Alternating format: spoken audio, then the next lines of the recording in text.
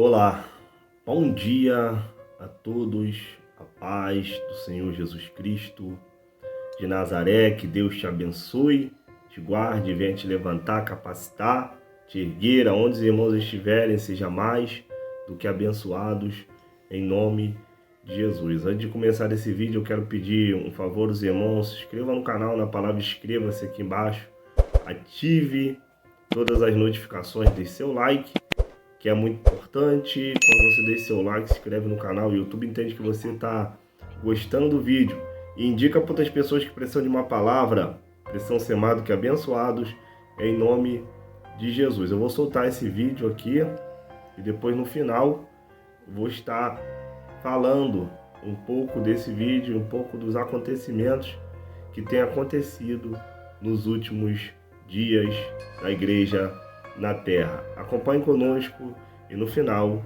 estarei também orando pela sua vida. Eu nasci no meio do caos. Meu pai abandonou minha mãe quando eu ainda era um bebê, e a única coisa que nos sustentou foi a fé. Cresci ouvindo minha mãe orar de madrugada, jejuar por dias e entregar o pouco que tínhamos no altar. Mas eu fui um adolescente revoltado. Entrei para o tráfico, vivi no pecado, fiz coisas que hoje me envergonham. Até o dia em que morri. Sim, morri. Uma overdose me jogou no chão frio de um banheiro público. Vi meu corpo deitado, pálido, enquanto eu era puxado para um túnel escuro. Gritos, sombras, um calor insuportável. Foi quando ouvi a voz da minha mãe orando em prantos, chamando por Jesus. Eu gritei por ele também. Foi só então que voltei. Acordei cuspindo sangue, tremendo e com uma certeza: eu tinha visto o inferno. Depois daquele dia, me converti com tudo. Queimei tudo do passado, rompi amizades e mergulhei de cabeça na igreja. Foi ali que conheci o pastor Elias. Um homem que, aos meus olhos, era mais que um servo de Deus. Era um profeta. Ele pregava com autoridade, fazia o povo cair em lágrimas e tinha vídeos com milhões de visualizações, expulsando demônios em cultos ao vivo. Ele dizia que Deus o usava como poucos, e realmente o que acontecia ali era diferente. Mulheres gritando com vozes grossas, homens se arrastando no chão como serpentes, jovens sendo libertos ao vivo nas redes sociais. A igreja vivia cheia. A fama do pastor só crescia. E na minha inocência, eu achava que aquilo era o céu se manifestando na terra. Comecei a fazer parte do ministério da mídia da igreja. Ajudava nas câmeras, nas transmissões, e vi de perto o que ninguém mais via, o bastidor. E aos poucos, comecei a estranhar. As manifestações ocorriam sempre nos mesmos horários. Algumas pessoas caíam antes mesmo de o pastor impor as mãos. E havia objetos no altar que nunca eram tocados. Um colar grosso, um vaso de barro e um cajado decorado com símbolos que eu nunca tinha visto na Bíblia. Mas eu não quis duvidar. Afinal, quem era eu? Um ex-viciado salvo pela misericórdia de Deus. Quem era eu para questionar um ungido? Até que um dia, durante um culto, senti algo estranho. O pastor orava por uma jovem e ela começou a gritar como se estivesse sendo queimada. Mas em vez de orar, ele olhou direto para a câmera e disse: "Você que está assistindo aí de casa, compartilha agora. O fogo de Deus está caindo." A frase me travou. Soou mais como marketing do que unção. E não foi só isso. A jovem possessa olhou para mim, que estava atrás da câmera, e murmurou: "Você viu, mas vai fingir que não viu, né?" Aquilo me gelou por dentro. Depois do culto, fui até ela, mas ela disse não lembrar de nada. Naquela noite, tive um sonho perturbador. Eu estava dentro da igreja sozinho, mas o altar estava coberto de sangue e havia um trono negro com serpentes enroladas nos braços. Um homem encapuzado surgiu atrás de mim e disse: "Esse altar não é de Deus, é de Barbatos." Acordei aos gritos, sentindo que não era apenas um sonho. Comentei com minha mãe, que disse para eu orar e jejuar. Ela sentia que algo estava errado também. Revelou que, nas últimas semanas, teve calafrios ao entrar na igreja e ouviu sussurros mesmo quando não havia ninguém por perto. O pior foi quando ela contou que uma obreira chamada Márcia, grávida de 6 meses, foi retirada do culto por não seguir a visão da liderança e perdeu o bebê poucos dias depois. Comecei a ficar em alerta, mas não queria julgar. Talvez fossem apenas ataques espirituais, talvez fosse só minha mente pregando peças, mas a inquietação aumentava. Eu via os mesmos rostos sendo libertos toda semana, sempre os mesmos gritos, os mesmos trejeitos, como se fossem ensaiados, como se tudo fizesse parte de um roteiro. Aos poucos, parei de sentir a presença de Deus naquele lugar. E em vez disso, uma sensação estranha me cercava, como se eu estivesse sendo observado o tempo todo. Nas madrugadas, eu acordava suando frio, ouvindo passos na sala. Uma vez, vi uma sombra parada na porta do meu quarto. Quando acendi a luz, não havia nada. Mesmo assim, continuei frequentando. Eu achava que o problema era eu, que talvez fosse meu passado querendo me assombrar. Mas então, aconteceu algo que eu não podia ignorar. Um obreiro antigo, o irmão Roberto, se aproximou de mim após um culto e disse em voz baixa: "Não confie nos olhos, o altar foi profanado e Deus vai agir." Fiquei paralisado. Perguntei o que ele sabia, mas ele só me disse: "Ora, jejua e observa." Aquela frase virou uma espada cravada na minha alma. E pela primeira vez, comecei a encarar a possibilidade que eu mais temia. E se aquele altar realmente não fosse de Deus? Depois daquela conversa com o irmão Roberto, minha mente virou um campo de guerra. Tudo o que antes eu via como mover de Deus, agora se tornava suspeito. Comecei a observar cada detalhe, cada palavra, cada gesto, e as respostas estavam ali o tempo todo. Só que eu nunca quis enxergar. No culto seguinte, o pastor Elias apareceu com um olhar diferente. Sério demais. E o culto começou mais escuro do que o normal. As luzes estavam mais baixas, a música mais lenta e melancólica. Quando ele subiu ao altar, declarou que seria uma noite de guerra espiritual, porque o inferno estava furioso.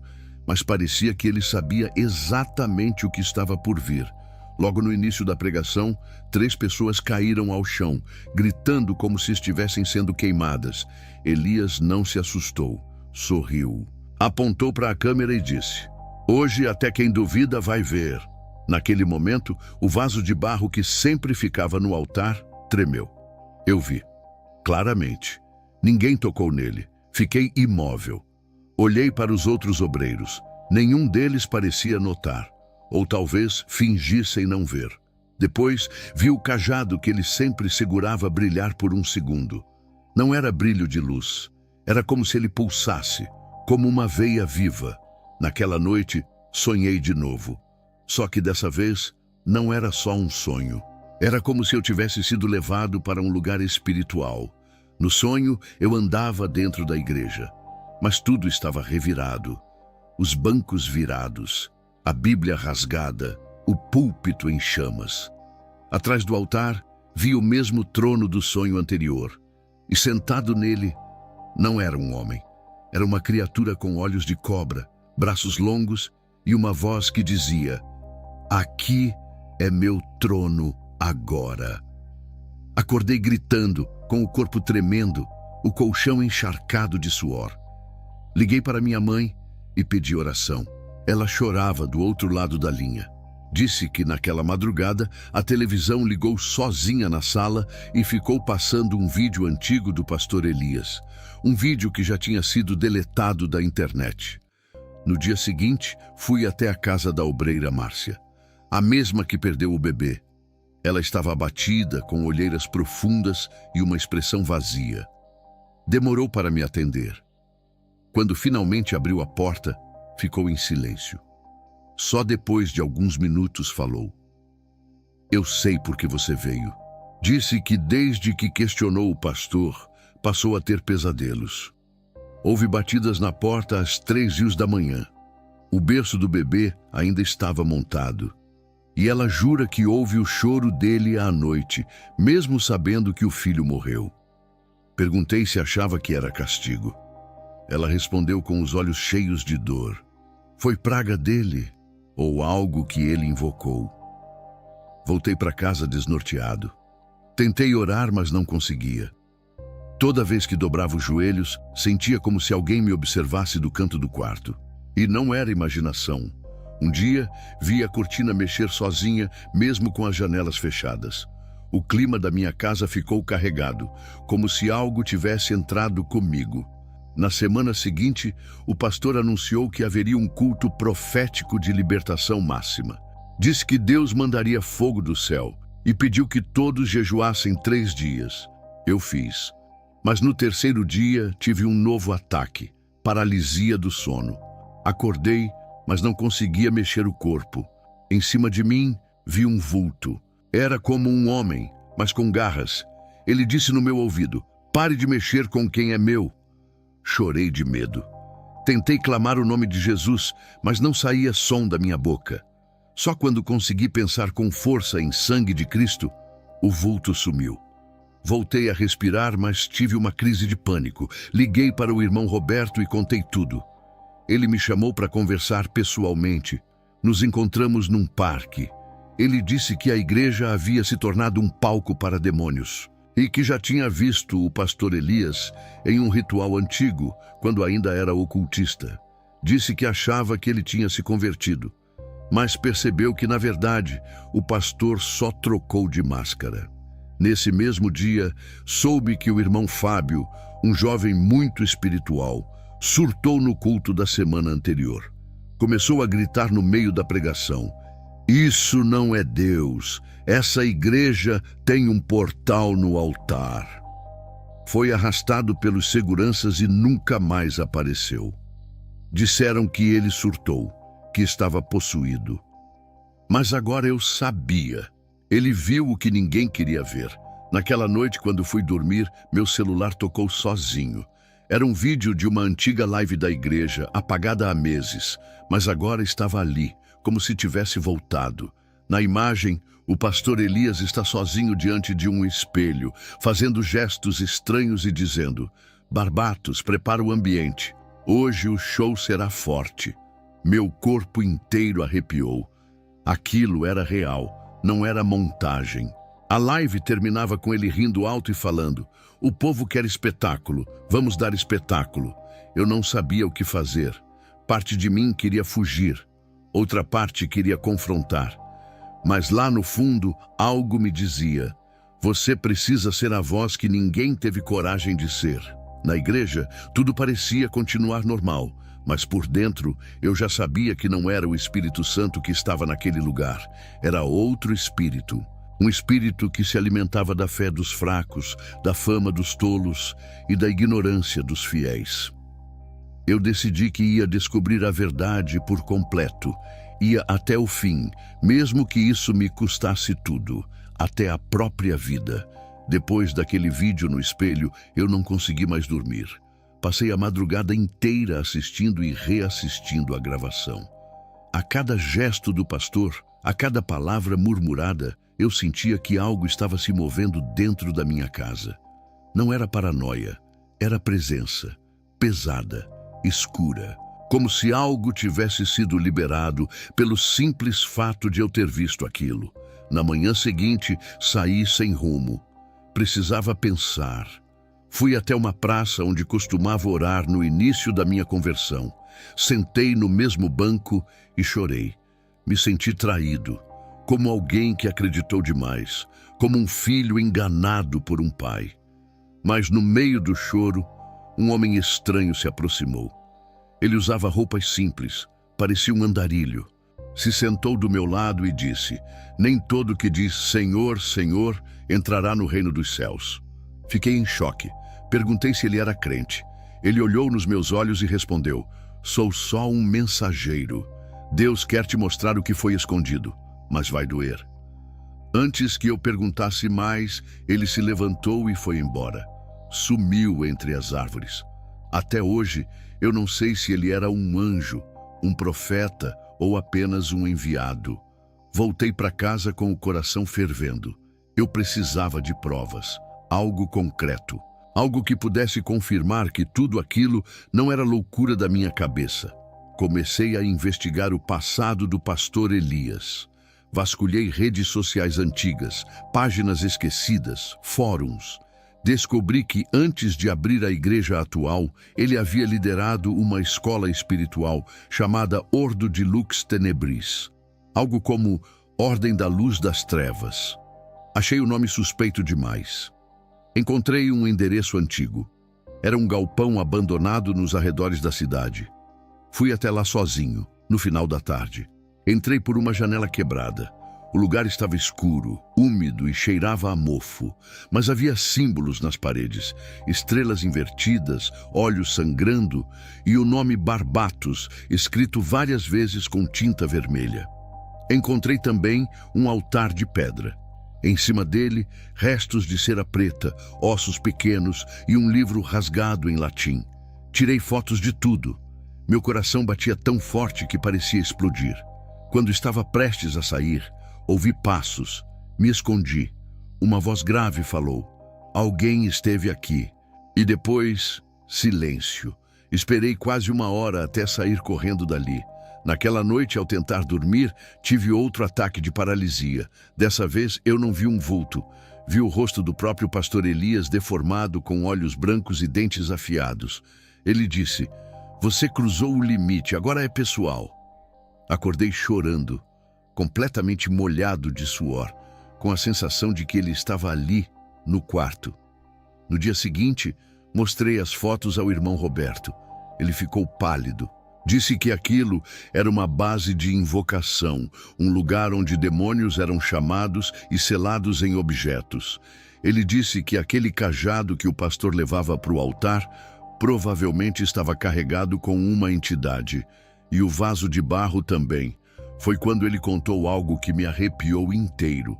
No último retiro de liderança, o pastor Elias não apareceu de manhã.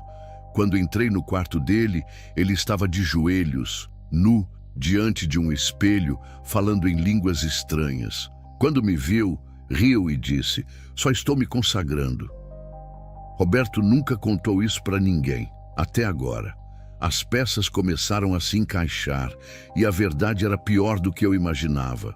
O pastor não apenas permitia os demônios na igreja, ele os levava consigo, alimentava-se deles, usava os cultos como show, mas também como rituais. Cada grito, cada manifestação, cada libertação era uma troca. Voltei a assistir vídeos antigos da igreja com outros olhos. Notei que as mesmas pessoas caíam, nas mesmas ordens, com os mesmos gritos. Uma mulher chamada Paula, por exemplo, era liberta, pelo menos uma vez por mês. Decidi procurá-la. Ela trabalhava em um salão de beleza. Fui até lá, me apresentei e fui direto ao ponto. Ela abaixou a cabeça, respirou fundo e disse: "Ele me pagava R$ 200 por sessão. No começo era só teatro, mas depois comecei a ver coisas. Meu espelho quebrou sozinho em casa. Minha filha acordava gritando, dizendo que o homem do cajado estava no quarto dela. Fiquei em silêncio. Paula tremia, chorava baixinho, me pediu para não envolver o nome dela. Disse que só aceitava porque precisava pagar aluguel, e o pastor prometia proteção. Ele dizia que quem o traísse seria amaldiçoado. E com os olhos vidrados, sussurrou: "E ele cumpria." Quando saí dali, percebi que não estava mais lidando com um simples farsante. Estava diante de um servo do inferno, disfarçado de pastor. E o pior, ele era adorado, aplaudido. Seguidores cegos o defendiam com unhas e dentes. Na semana seguinte, durante um culto, ele olhou diretamente para mim enquanto pregava. Parou por um segundo, apontou o dedo e disse: "Há um Judas entre nós." Todos olharam ao redor. Meu coração congelou. Eu sabia que era comigo, e naquele instante tomei a decisão mais perigosa da minha vida. Eu ia confrontar o pastor Elias.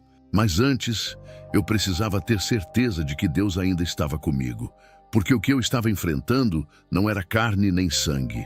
Era o próprio inferno disfarçado de igreja. Os dias que se seguiram foram pesados. Parecia que eu estava sendo vigiado. Meu celular travava, minhas mensagens sumiam e em mais de uma ocasião encontrei uma vela preta apagada na porta da minha casa. Eu sabia que era aviso, era ameaça, mas aquilo só me fazia ter mais certeza de que eu estava no caminho certo. Conversei com o irmão Roberto e ele me aconselhou: não confronte ainda, você precisa orar, jejuar e estar cheio do Espírito Santo. Isso não é brincadeira, Lucas. Você mexeu com um principado.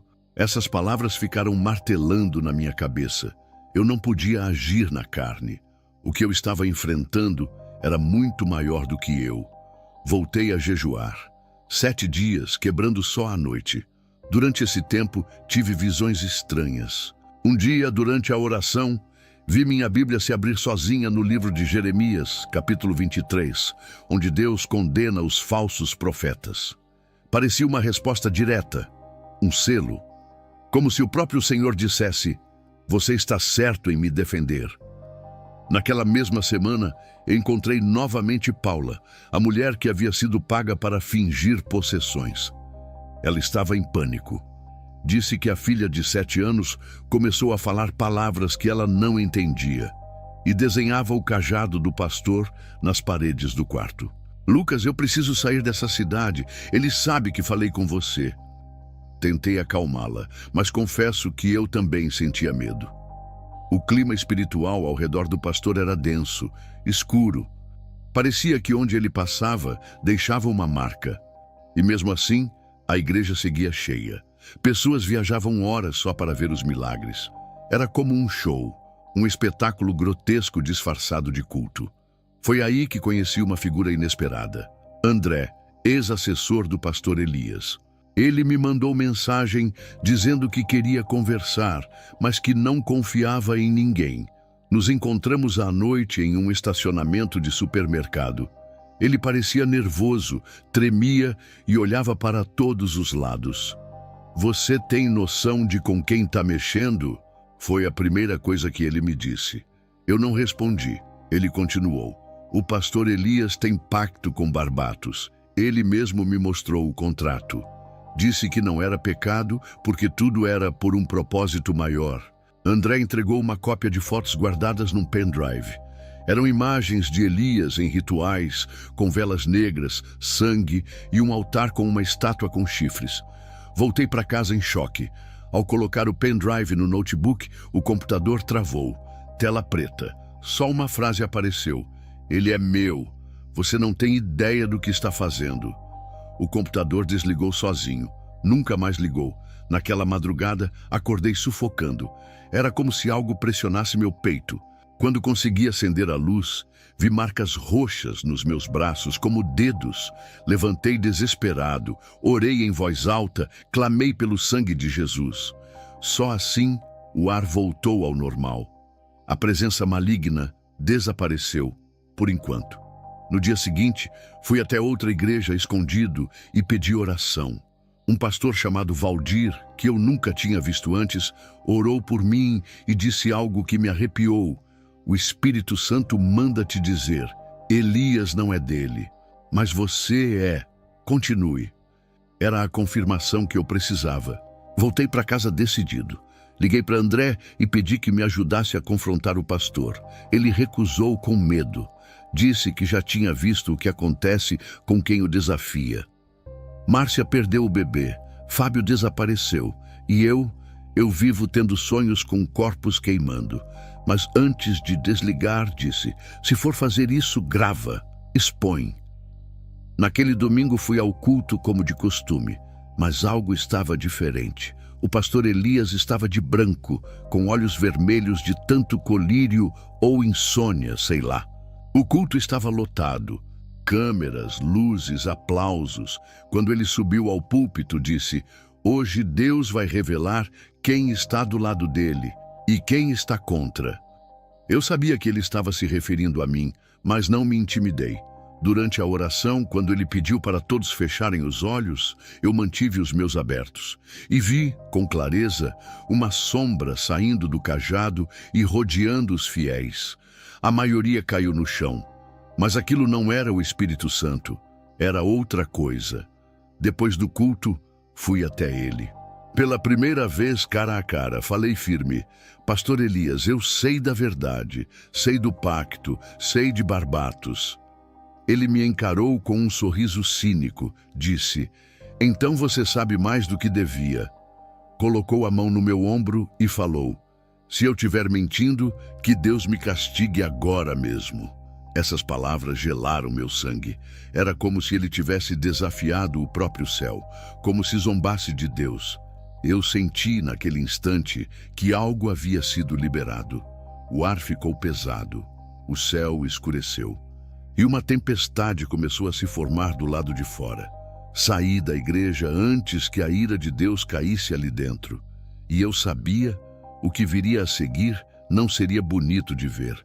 Aquela noite parecia qualquer outra, mas eu sabia que o céu inteiro estava em silêncio, prestes a falar. Depois que o pastor Elias me desafiou com aquele sorriso blasfemo e a frase venenosa, que Deus me castigue se eu estiver mentindo, algo mudou. O vento ficou mais frio. O barulho dos trovões começou a ecoar ainda dentro do templo, mesmo que lá fora o céu estivesse limpo. Voltei para casa com o coração acelerado. Jejuei por 24 horas direto. Não queria que a minha carne atrapalhasse o que Deus precisava fazer. E no meio daquele silêncio absoluto, Deus falou. Não foi uma voz audível, mas algo no meu espírito: agora eu vou descer. No culto seguinte, a igreja estava mais cheia do que nunca. Havia uma expectativa no ar, como se todos sentissem que algo diferente ia acontecer. O pastor subiu no altar trajando um terno branco novinho, com um broche dourado em forma de serpente cravado no peito. Aquilo me arrepiou. Ele pegou o microfone e gritou: hoje será o culto mais poderoso da nossa história. A multidão aplaudiu, mas havia um cheiro estranho no ar. Era como enxofre, queimado, enjoativo, e de repente, no meio da adoração, as luzes começaram a piscar. Um dos músicos caiu no chão, convulsionando. As câmeras tremiam, e alguém gritou no fundo: tem algo errado aqui! O pastor não parou. Ele gritava frases sem sentido: Barak Edron, Azeltar, que desça o fogo! Aquilo não era hebraico, não era oração. Era invocação. A atmosfera ficou pesada. Pessoas começaram a desmaiar. Umas choravam, outras gargalhavam como loucas. Foi quando o vaso de barro caiu do altar e quebrou. Do vaso saiu uma fumaça preta, densa, que subiu lentamente como se tivesse vida. Alguém tentou filmar com o celular, mas a tela ficou completamente preta. Eu mesmo vi. A fumaça formou um rosto deformado, com olhos de fogo e dentes pontudos. As crianças foram retiradas às pressas. Alguns obreiros caíram no chão e começaram a vomitar. Mas o pastor, ele ria com gosto, como se aquilo fosse a confirmação do seu poder. Até que, de repente, ele parou, travou, ficou pálido. A mão que segurava o microfone começou a tremer. Que calor é esse? Ele disse, e então olhou diretamente para o teto. Seus olhos ficaram vermelhos. A testa suava como se estivesse em chamas. E do nada, ele gritou como se algo o estivesse rasgando por dentro. Largou o microfone e caiu de joelhos. O púlpito rachou bem no centro. Os membros entraram em pânico. Muitos achavam que era mais um ato profético. Outros tentavam ajudá-lo, mas ninguém conseguia se aproximar. O corpo dele parecia emitir calor. Um obreiro chegou perto e desmaiou. Um cheiro de carne queimada começou a se espalhar no altar. O pastor começou a gritar: me tira daqui! Ele veio! Ele veio! Não era para ser assim! E então, com olhos arregalados, ele começou a citar nomes: Barbatos, Bael, Azazel. Foi quando eu percebi. Ele estava vendo os demônios que havia invocado todos esses anos. O culto foi interrompido. Ambulâncias chegaram. A igreja foi evacuada. E eu, em silêncio, assisti de longe enquanto o homem que desafiou Deus era carregado numa maca, com a pele queimada e os olhos perdidos, dizendo frases como: eles vão me buscar, eles prometeram glória, não inferno. No hospital, os médicos ficaram sem entender. Ele não tinha feridas externas, mas internamente os exames mostravam que seu coração estava esmagado. Como se algo o tivesse apertado de dentro para fora. Era impossível, mas era real. Ele morreu na manhã seguinte, sem voltar a falar coisa com coisa. A notícia se espalhou. Alguns disseram que foi ataque espiritual, outros que foi infarto. A igreja tentou apagar tudo. Deletaram vídeos, fecharam redes sociais. Mas muitos viram, muitos sentiram. O culto havia saído do controle e a ira de Deus havia sido liberada. Recebi mensagens anônimas mandando eu ficar calado. Diziam que eu seria o próximo, que a seita não havia morrido com Elias. Mas naquele momento eu só pensava em uma coisa. Quantas pessoas estavam sendo enganadas todos os dias em templos assim? E o mais assustador era saber que aquele não era o único. A morte do pastor Elias deveria ter sido o fim, mas na verdade foi só o começo de algo muito maior. O que parecia ser apenas um caso isolado de heresia se revelou uma rede oculta, uma organização infiltrada em igrejas e ministérios, usando o nome de Deus como fachada para cultuar o inferno. Nos dias seguintes à morte, o clima espiritual ficou ainda mais pesado. Era como se o inferno estivesse em fúria. Eu passava mal durante a madrugada, ouvia gritos dentro de casa, sentia toques no meu ombro mesmo estando sozinho. Os demônios que Elias alimentava pareciam ter se revoltado e agora estavam soltos. Decidi me afastar de tudo por alguns dias. Fui para o interior, ficar na casa de um tio que era pastor há mais de 30 anos. Contei tudo para ele, chorando, com medo. E ele só disse: Lucas, você viu o que muitos ignoraram por anos, mas agora precisa se firmar mais do que nunca. Eles vão tentar te calar. Enquanto eu estava lá, recebi um envelope, sem remetente. Dentro, uma folha impressa com uma única frase. E se fosse sua mãe no lugar do pastor? Aquilo me quebrou. Comecei a chorar de desespero. Sabia que era uma ameaça direta. Eles sabiam onde eu estava e sabiam quem eu amava. Minha mãe, mesmo assustada, não hesitou. Disse: se for para morrer por Cristo, que assim seja. Mas você não vai se calar, filho. Foi a resposta mais firme e corajosa que ouvi na vida. Ela começou a orar e jejuar comigo todos os dias.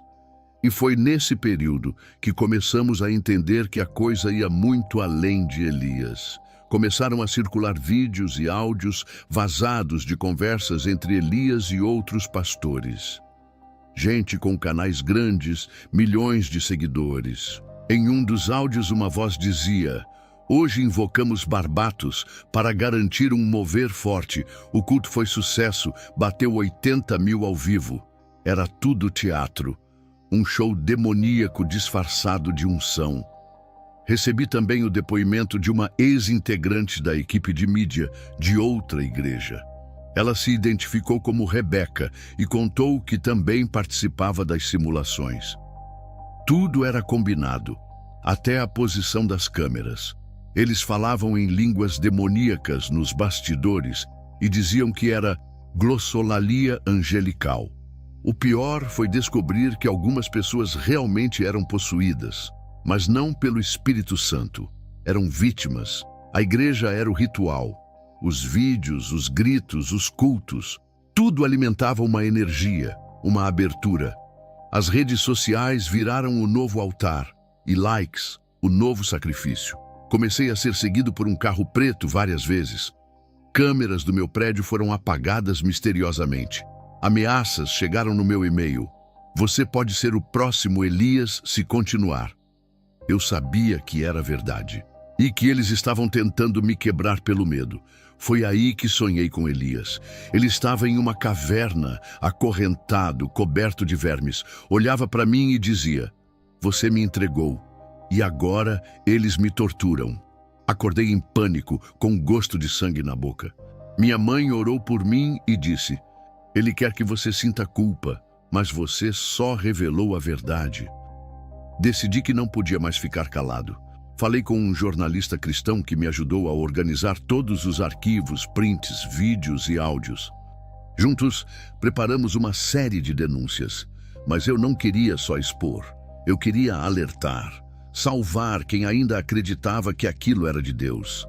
Gravamos um vídeo, sem cortes, sem maquiagem, só eu, uma cadeira e meu testemunho. Contei tudo, da conversão até o dia da morte do pastor. Mostrei as provas, chorei e disse: igrejas estão sendo usadas como portais. E se você está vendo isso, é porque Deus quer abrir seus olhos também. O vídeo viralizou.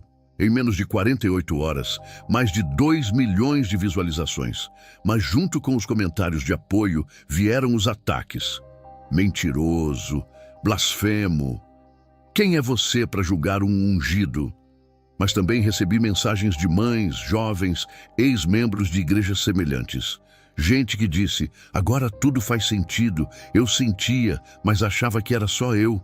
Foi nesse momento que entendi: Elias pode ter morrido, mas o espírito que o guiava ainda estava solto. E pior, ativo em muitos púlpitos por aí. Comecei a ser convidado para contar meu testemunho em igrejas pequenas. E lá, sim, eu sentia a presença real de Deus. Gente simples, mas cheia do Espírito. Gente que chorava ao ouvir minha história e dizia: obrigado por ter coragem. Em um desses cultos, um homem se levantou e disse: Pastor Elias me batizou, e eu fui liberto agora, porque entendi que o que eu carregava não era unção, era possessão. Ele caiu de joelhos e começou a tremer. O pastor daquela igreja orou, e aquele homem vomitou algo preto, pegajoso. Nunca mais o vi do mesmo jeito. Na volta para casa, minha mãe me disse: filho, agora é você que precisa se preparar, porque Deus vai te usar, mas o inferno também vai te perseguir. E eu respondi com lágrimas nos olhos: se for para viver perseguido, que seja por Cristo, mas nunca mais vou fingir que não vi, porque agora eu sabia demais. Depois do vídeo viral, minha vida virou um campo de guerra. Eu achava que o peso espiritual havia diminuído com a morte do pastor Elias, mas era o contrário. A exposição escancarou a ferida. E agora, entidades que antes estavam em silêncio pareciam em fúria. Comecei a perceber movimentações estranhas ao meu redor. Recebi e-mails de perfis anônimos com trechos bíblicos distorcidos, acompanhados de fotos da minha mãe tiradas de longe.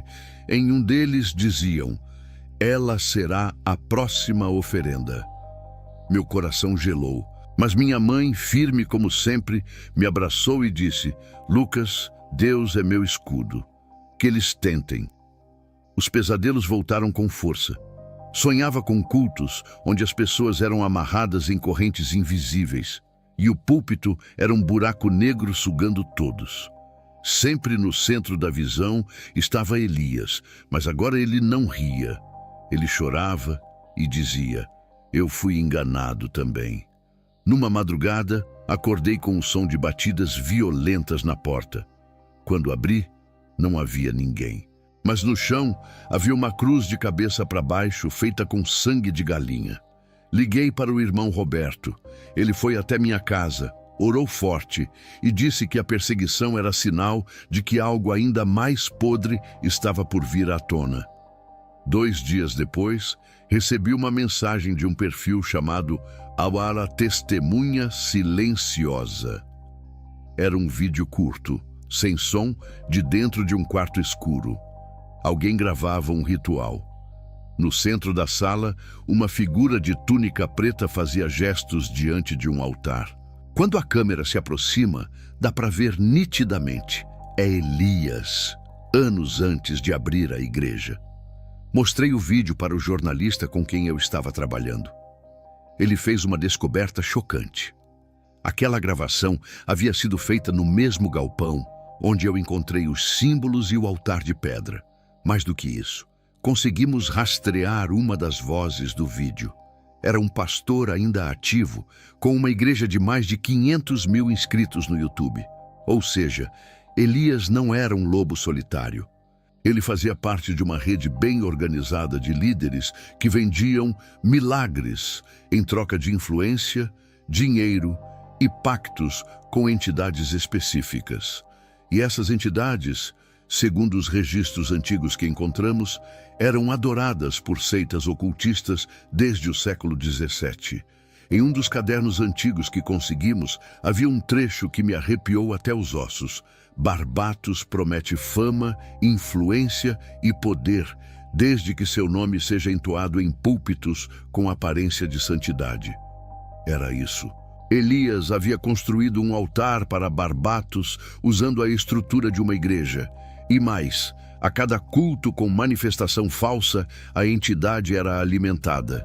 Cada vez que um fiel gritava, cada curtida no vídeo, cada compartilhamento, era energia canalizada. O culto era um ritual disfarçado de pregação. Entendi então que o castigo de Elias foi apenas um sinal, um aviso divino, mas os outros ainda estavam em plena atividade. E agora que a rede estava sendo exposta, eles se voltariam contra mim com tudo. Numa noite, enquanto orava, a luz da sala estourou sozinha. Um vento frio tomou conta do ambiente. A cortina balançava sem ar. E então ouvi uma voz sussurrada, mas clara. Você deveria ter ficado calado. Corri até minha mãe, que já estava orando antes mesmo de eu contar. Ela disse que sentiu a opressão à distância. Ficamos uma madrugada inteira em vigília. Durante a oração, uma Bíblia caiu sozinha no chão.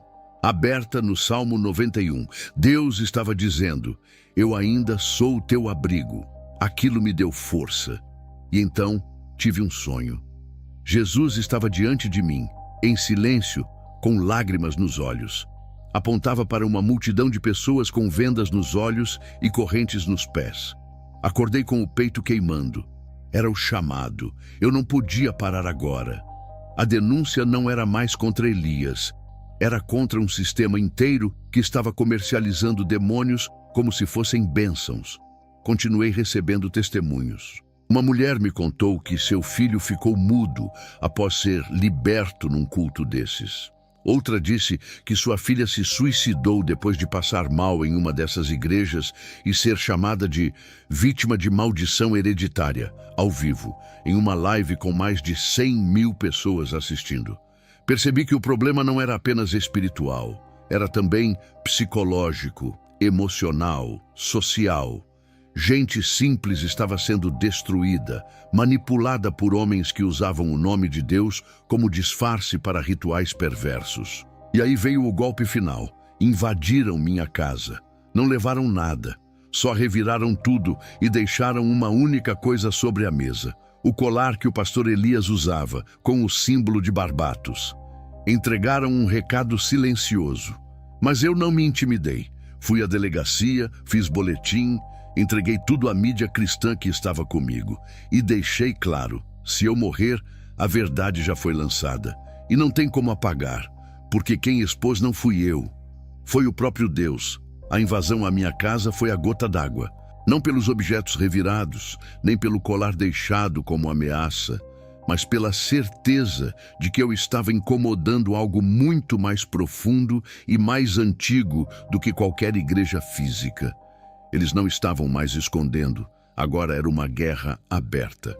A mídia cristã com quem eu estava trabalhando decidiu publicar o dossiê completo. Um especial de 3 episódios foi ao ar com todas as provas.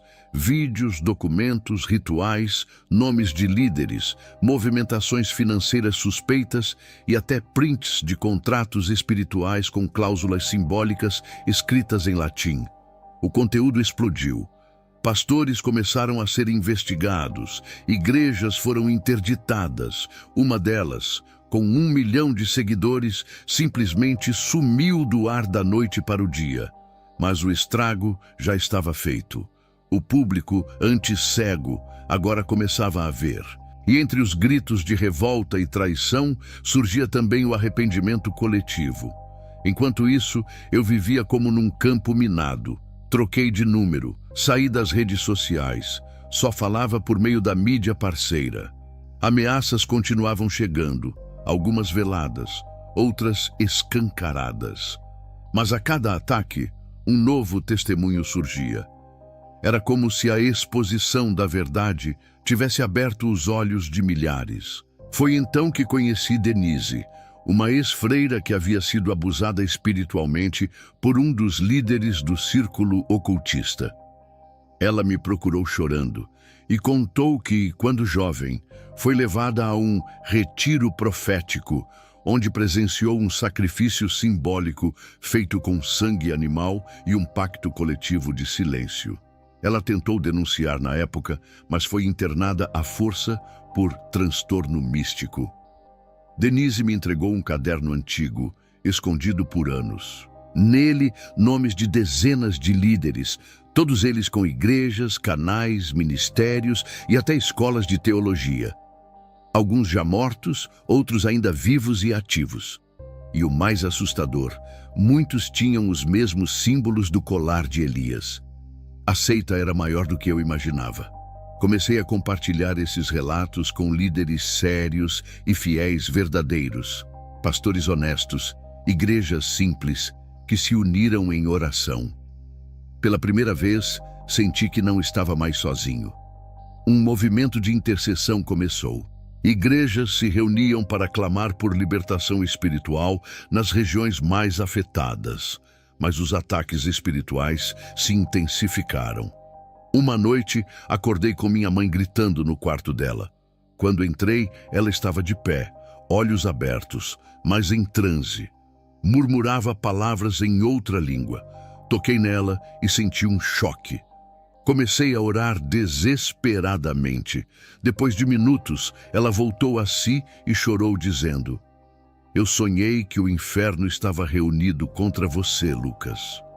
Ficamos 3 dias em jejum total, só água e oração. E foi nesse período que recebi a notícia. A igreja fundada por Elias foi oficialmente fechada. O Ministério Público encontrou registros financeiros incompatíveis, doações ocultas vindas do exterior e uma denúncia de abuso psicológico coletivo. Mas o que mais chocou foi o laudo oficial sobre a morte de Elias. Após uma segunda análise, feita por peritos independentes, foi registrado que os órgãos estavam intactos, mas o coração havia sofrido uma pressão impossível para um corpo humano, como se tivesse sido esmagado por dentro, sem que ninguém encostasse nele. A notícia foi abafada pelos grandes portais, mas correu entre os fiéis. Muitos começaram a se questionar: quantos mais estão escondendo o mal atrás do púlpito? Era como se o Espírito Santo estivesse limpando o templo, removendo os vendilhões da fé, expondo os lobos travestidos de pastores. Nesse meio tempo, reencontrei o irmão Roberto. Estava doente, debilitado, mas firme. Ele me olhou com lágrimas nos olhos e disse: "A verdade exige sangue, mas você não sangrou em vão. Deus te levantou para esse tempo." Foi a última vez que o vi. Ele faleceu 3 dias depois de uma parada cardíaca repentina. No enterro, uma senhora se aproximou de mim e disse: "Roberto sonhou contigo antes de morrer. Disse que Deus te entregaria uma missão: curar os feridos que Elias deixou para trás." Aquilo me quebrou por dentro. Eu tinha me tornado voz, mas agora Deus queria que eu fosse também refúgio. Recebi mensagens de pessoas que estavam afastadas há anos da fé e voltaram para a presença de Deus depois de ver meu testemunho. Uma delas escreveu: "Eu achei que tudo era farsa, mas agora entendo que o erro não era de Deus, era dos homens. Voltei a orar. Entendi que a exposição do mal não era o fim, era só o começo da reconstrução. Porque Deus não revela para destruir. Ele revela para restaurar o altar com verdade. E pela primeira vez, depois de tanta guerra espiritual, perseguição e lágrimas, eu senti paz. Paz de quem sabe que está cumprindo um chamado.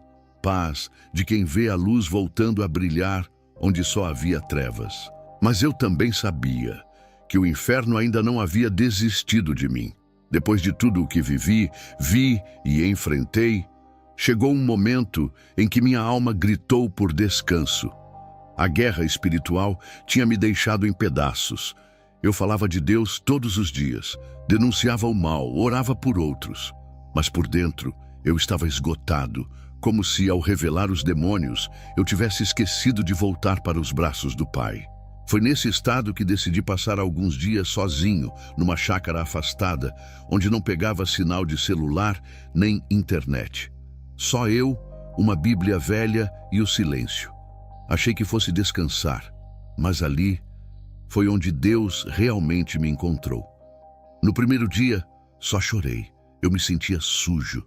Mesmo tendo feito tudo certo, me sentia culpado por ter sido parte daquilo, por ter acreditado tanto em Elias, por ter levado minha mãe a essa igreja, por não ter percebido antes. Gritei no meio do mato: "Por que o Senhor deixou isso acontecer?" Mas o céu ficou em silêncio. E o silêncio de Deus é o espelho da alma. Vi o quanto eu tinha feito das denúncias o meu foco e tinha esquecido de simplesmente ser filho. Naquela noite, abri minha Bíblia ao acaso e caiu em João 15, onde Jesus diz: "Sem mim, nada podeis fazer." Era como um sussurro direto no meu coração. Senti vergonha. Me ajoelhei no chão de terra batida e chorei como uma criança. Pela primeira vez em meses, não pedi respostas. Só pedi: "Pai, fica comigo." E foi então que ele veio.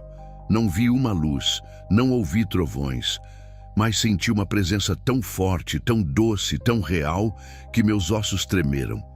Senti o calor do Espírito Santo como nos meus primeiros dias de conversão, como quando saí das drogas e vi Jesus me abraçar no hospital, como quando minha mãe me ungiu pela primeira vez. Fiquei ali, ajoelhado por horas. Não conseguia me mover. Só chorava e dizia: "Me perdoa. Eu quero voltar." E ele não me condenou, não me cobrou nada, só me envolveu em amor. Um amor que nenhuma igreja falsa, nenhum pastor corrupto, nenhum demônio podia imitar. Ali eu entendi. A presença de Deus não precisa de palco, holofotes ou câmeras. Ela desce no silêncio, no arrependimento, no secreto, onde ninguém vê, onde o coração rasga e o orgulho morre. No dia seguinte, comecei a escrever uma nova carta, não de denúncia, mas de esperança, um chamado, uma convocação. Intitulei "Volte para o Pai", porque eu tinha certeza, milhares estavam feridos como eu. Milhares estavam sem rumo, sem igreja, sem fé, achando que tudo era mentira. Postei esse vídeo simples, sem edição, olhando direto para a câmera, com os olhos ainda inchados de chorar. E falei: "Se você se afastou de Deus por causa de homens, está na hora de voltar. Porque Deus nunca se afastou de você." O impacto foi ainda maior do que os vídeos anteriores. Gente que nunca comentou nada abriu o coração. Ex-pastores, ex-membros de seitas, jovens abusados espiritualmente, gente que quase se matou depois de cultos falsos. Todos escrevendo: "Eu voltei." Foi então que percebi. A missão não era só expor o inferno, era resgatar os filhos feridos do céu. Voltei para minha casa com outra postura, não mais como acusador, mas como intercessor, porque agora eu entendia. O diabo quer transformar os escândalos da igreja em motivo para esfriar os corações. Mas Deus quer transformar o escândalo em chamado para arrependimento. E foi nesse momento que eu finalmente me reconciliei com o meu chamado. Não era só sobre guerra. Era sobre restauração.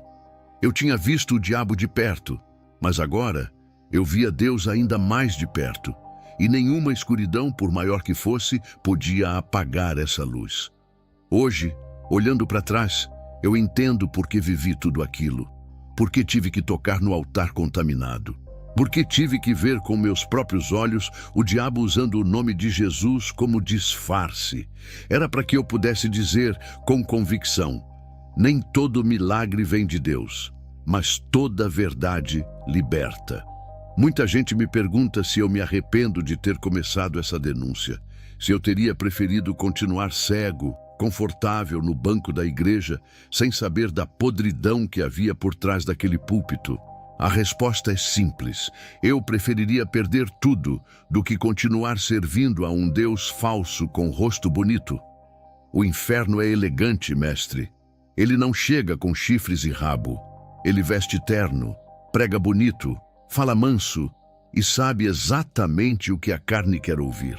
Mas quando o Espírito Santo habita dentro de você, não dá para fingir por muito tempo. O fogo verdadeiro consome a mentira.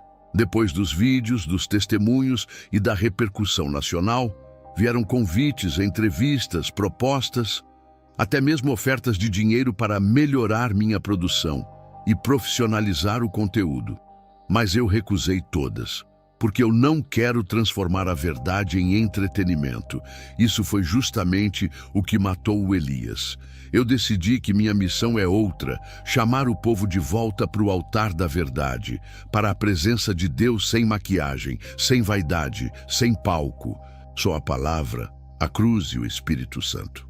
Montei um pequeno grupo de discipulado com jovens que saíram dessas igrejas contaminadas. Muitos ainda carregam traumas profundos.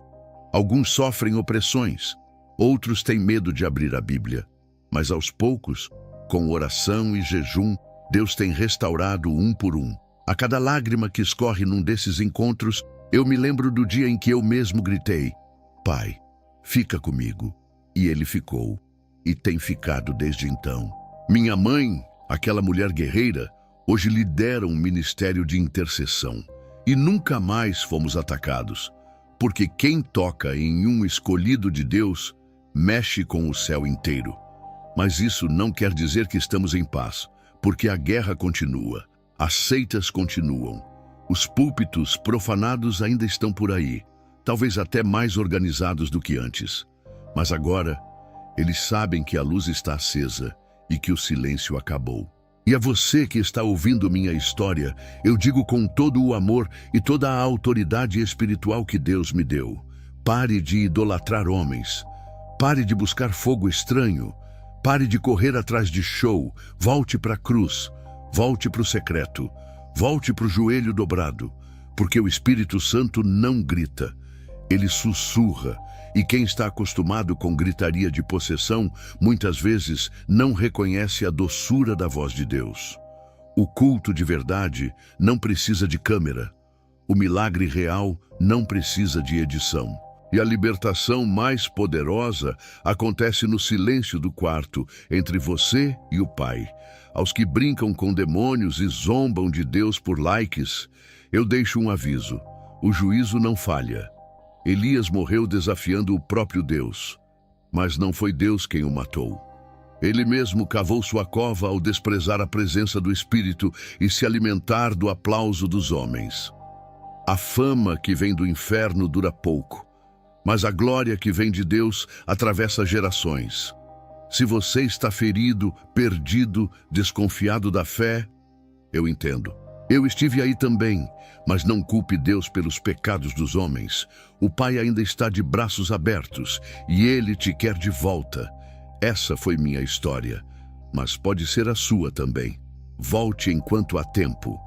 Pedir de oração aqui nos comentários, que eu estaria orando pela sua vida, em nome de Jesus. Pai nosso que estás no céu, santificado seja o seu nome, venha a nós o seu reino, seja feita, meu Pai, a sua vontade, assim na terra também como no céu. Pão nosso de cada dia vos dai hoje. Perdoa, meu Pai, as nossas dívidas, assim como nós perdoamos os nossos devedores. Não nos deixes cair em tentação, mas livrai-nos do mal. Pois teu reino é o poder, a honra e a glória seja dada para sempre.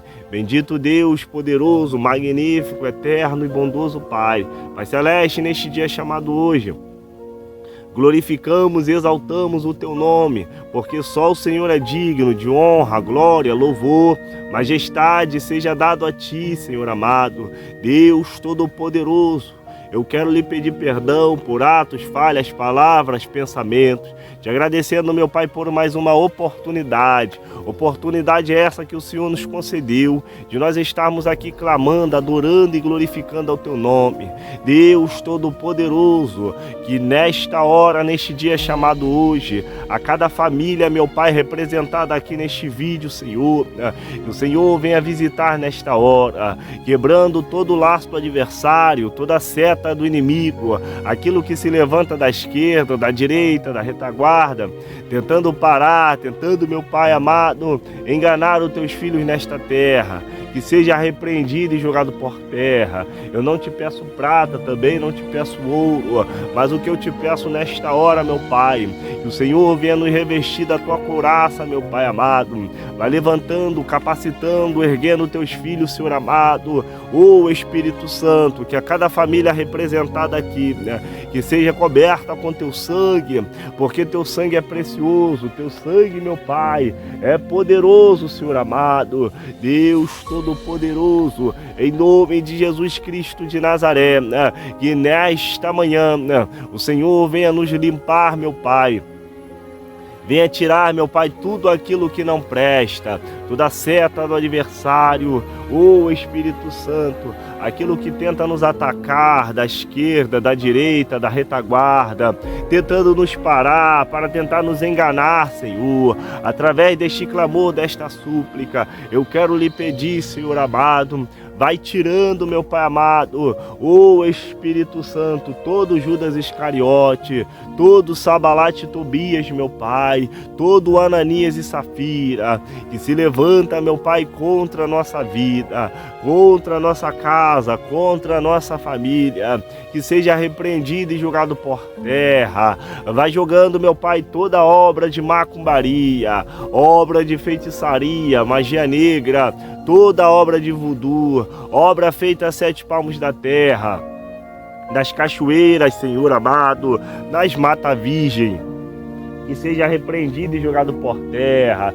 Eu creio e acredito neste dia chamado hoje, através deste clamor, desta súplica, que o Senhor já está cortando, meu Pai, laço de morte que foi feito para os teus filhos definhar, que foi feito, meu Pai, para os teus filhos se acabar, meu Pai, nas profundezas do inferno. Eu quero lhe pedir nesta hora, Deus, com as tuas mãos fortes e potentes, que o Senhor venha, meu Pai amado, visitar, que o Senhor venha cortar, que o Senhor venha levantar, meu Pai, a cada servo e serva tua, que precisa, meu Pai, de uma proteção divina nesta hora. Deus Todo-Poderoso e de amor e bondade, que nesta hora, neste dia chamado hoje, que a tua graça e a tua misericórdia venha reinar, meu Pai, na vida dos teus servos, e o teu Espírito Santo, Senhor amado, venha habitar no nosso coração. Protege, meu Pai, a nossa casa, protege, meu Pai, a nossa família, que nenhum mal, Senhor amado, venha chegar perto da nossa tenda. Deus Todo-Poderoso, vai jogando todo espírito de contenda, todo espírito, meu Pai, de briga, todo espírito de discórdia. Deus Todo-Poderoso, aqueles que estão depressivos, fracos, desanimados, meu Pai, deitados numa cama, precisando, meu Pai, da tua misericórdia, precisando, meu Pai amado, da tua Shekinah, resplandecendo sobre as nossas vidas. Ô Espírito Santo, vai tocando, meu Pai, vai, meu Pai, levantando, vai, Senhor amado, capacitando, vai, Senhor amado, erguendo, vai, Senhor amado, fazendo, meu Pai, o teu sobrenatural. Ô Espírito Santo, em nome de Jesus Cristo de Nazaré, vai, Senhor amado, tocando do alto da cabeça à planta dos pés. Toca, meu Pai, no interior, toca, meu Pai, no exterior. Vai tirando toda a doença, vai tirando, meu Pai amado, Deus, toda a mazela, aquilo que o inimigo, meu Pai, determinou lá no inferno, está sendo, meu Pai, jogado por terra. Através deste clamor, através desta súplica, meu Pai, o Senhor já está cortando laços, meu Pai, do adversário, que foram feitos, meu Pai, para fazer tua igreja parar, para fazer a tua igreja desistir. Neste dia chamado hoje, eu quero lhe pedir, meu Pai, vai tocando na mente de cada um. Tira todo o bloqueio mental, Espírito Santo, que aquilo, meu Pai amado, que não faz, deixa os teus filhos raciocinar, que não deixa teus filhos, meu Pai, ver a tua glória resplandecer sobre nossas vidas. A tua palavra diz que bem-aventurado aquele que não viu, mas creu. Eu creio, meu Pai, na tua presença. Eu creio, meu Pai, que o Senhor já está agindo. Eu creio, meu Pai, que o Senhor já está operando. Eu creio, meu Pai, que o Senhor já está levantando. Eu creio, meu Pai, que o Senhor já está fazendo o teu sobrenatural sobre nossas vidas. Deus Todo-Poderoso, com o teu poder divino nesta hora, que a cada servo e serva tua que estiver, meu Pai, precisando de um toque do teu Espírito Santo, que o Senhor nesta hora venha levantar, que o Senhor nesta hora, meu Pai, venha derramar a tua graça e a tua misericórdia sobre as nossas vidas, que nós venhamos ser, meu Pai, a cada dia mais e mais, Espírito Santo, protegidos, meu Pai, pela tua graça e pela tua misericórdia sobre nossas vidas. Espírito Santo, nesta hora, que as tuas mãos fortes e potentes venham estar estendidas, meu Pai, sobre nossas vidas. Eu não te peço prata, também não te peço ouro, mas o que eu te peço nesta hora é veste o teu povo, meu Pai, com a armadura espiritual, para nós estarmos, meu Pai, protegidos com as astutas ciladas do adversário.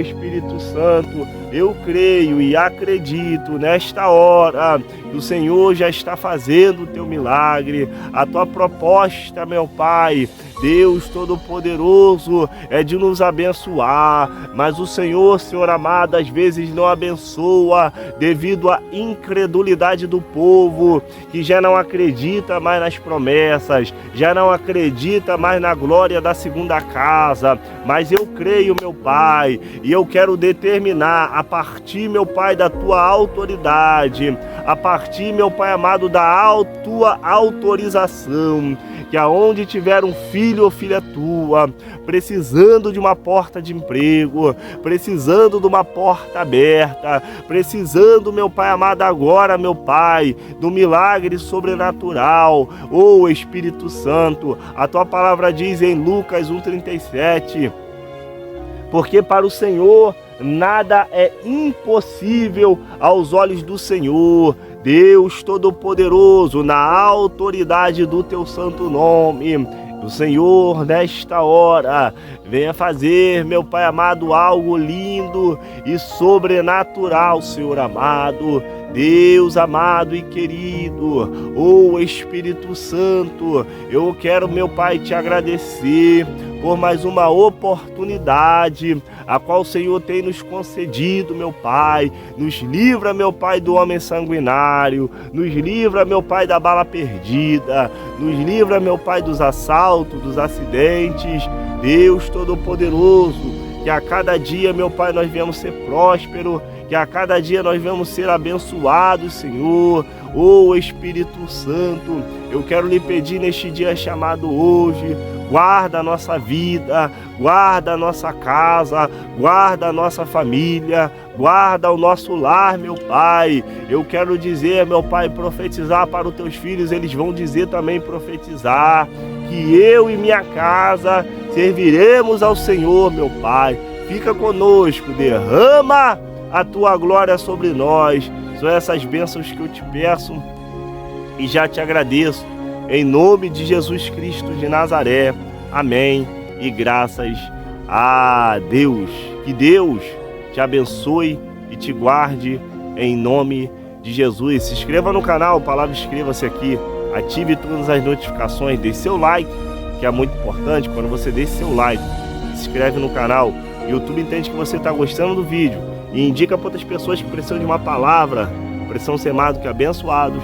Em nome de Jesus, compartilha esse vídeo no Instagram, nas redes sociais que você entra. Às vezes você compartilha tantas coisas fúteis, tantas coisas que não vão edificar outras vidas, e aquilo que vai edificar você não compartilha. No Face, no WhatsApp, no Facebook, deixa Deus te usar, que eu vou deixar Deus me usar aqui orando pela sua vida, em nome de Jesus. Deixe seu pedido de oração aqui nos comentários. E seu comentário é importante para o YouTube impulsionar esse vídeo e chegar a mais pessoas, em nome de Jesus. Que Deus te abençoe e te guarde. Fiquem todos na paz do Senhor. Shalom Adorai, que a graça e a misericórdia do Senhor venha nos alcançar, em nome de Jesus. Fui, irmão. Até a próxima.